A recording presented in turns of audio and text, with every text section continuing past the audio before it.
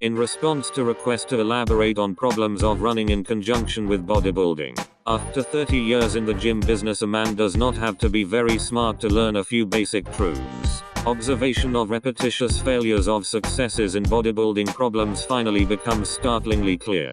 Even animals learn through repetition without any outside influence. The first article I ever wrote for a physique magazine was concerning overtraining. Train, don't strain.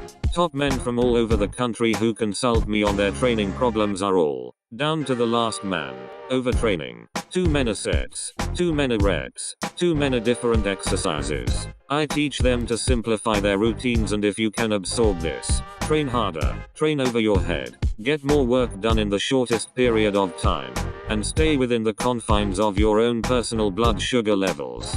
Blood sugar level drop and losing your pump go hand in hand. When this occurs, you drop into a catabolic state, overtonus, hormone loss, capillary shrinkage, flaccid muscle tissue, and a smooth appearance. At this point you have overtrained. This happens because the central nervous system, stimulating capillaries to expand, suddenly stops the process so you do not rupture the capillaries. At this point there is a definite muscle tissue loss, which is followed by general weakness and lassitude, negative nitrogen balance. Abdominal work also produces central nervous system shock and the aforementioned condition if not fully understood by the trainer. Needless to say, running also produces the same state.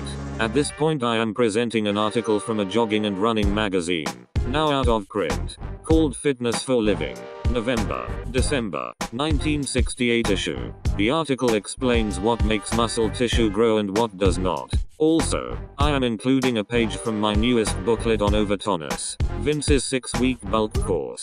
Increasing muscle size. Many people are under the misconception that any exercise makes muscles grow larger and stronger. That's not true.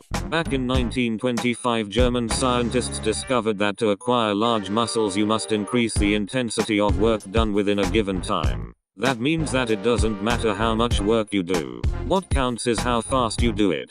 This discovery has come to be known as the overload principle. Perhaps the most famous experiment which demonstrates it involves rats trained to run at different speeds for varying lengths of time. Rats that ran at 6 meters per minute for 195 miles had smaller muscles than rats that ran at 26 meters per minute, but for only 58 miles. In another study, all rats ran the same speed. One group ran for an hour per day for 3 months for a total of 35 miles. Another ran at the same speed for 3 hours a day for 6 months, a total of 207 miles. When the experiment ended, the size of the muscles in both the groups remained the same. The principle of overload also explains why sprinters have bigger and larger muscles than distance runners. Although it's more work to run a mile than it is to run 100 yards, the sprinter is doing more work per second. Consequently, his muscles will become larger. A muscle is composed of muscle fibers, the number of which vary from person to person in the same muscle. The muscle fibers in the upper arm of one man may number 40,000 while the calf muscle may contain 1,120,000 fibers. Another person may have only 946,000 fibers. Heredity controls the number of muscle fibers present, and it will not change. It is these muscle fibers which determine how large a muscle can grow. In 1897, an Italian scientist named Morpurgo showed that even though exercise had produced a 50% increase in the size of a muscle, the number of muscle fibers stayed the same. The reason for the change was the increase in diameter, about 40% of the muscle fibers. Thus, he developed the principle now commonly accepted that strength development has a definite limitation depending on the number of muscle fibers present at birth and on the fixed maximum size to which any muscle fiber may grow. That means that people who want to grow stronger cannot expect unlimited development. Heredity has already drawn the line.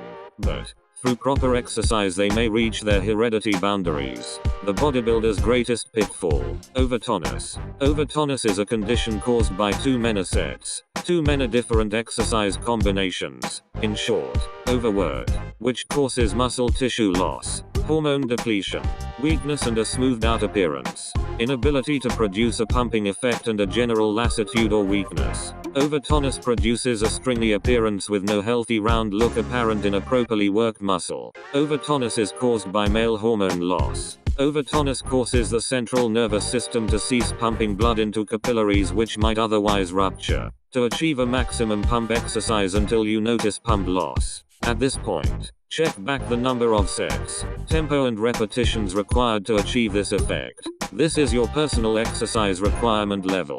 IronMan Magazine, March 1976, Volume 35, Number 3.